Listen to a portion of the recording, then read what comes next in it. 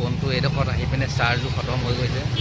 Only 23% charge আছে। তাৰপৰা মই পাণ দোকান এখনলৈ গৈ আছোঁ, তেওঁক সুধোঁ তেওঁ অকণমান চাৰ্জ দি দিয়ে নেকি চাওঁচোন, এওঁ সহায় কৰে নকৰে।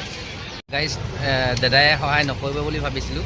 এয়ে চাওক, এই দাদা পাণ দোকানী এজন, য'ত মই মোবাইলটো চাৰ্জ দিছোঁ, তেওঁ মোক সহায় কৰিলে। খালি মই এতিয়া ৰাতিপুৱা টাইমত তেওঁ বহনীটো এনে যাব নিদিওঁ। আপুনি মোক এটা আমলখি পেকেট দি দিয়ক, পইচা দি আছোঁ। ৰাতিপুৱা বহনী টাইম হয় নাই? দাদাৰ দোকানখনলৈ আহিব, তেওঁ গুৱাহাটীত আছে। গুৱাহাটীত বাকী সকলোৱে তেওঁৰ দোকানলৈ পাণ খাবলৈ আহিব।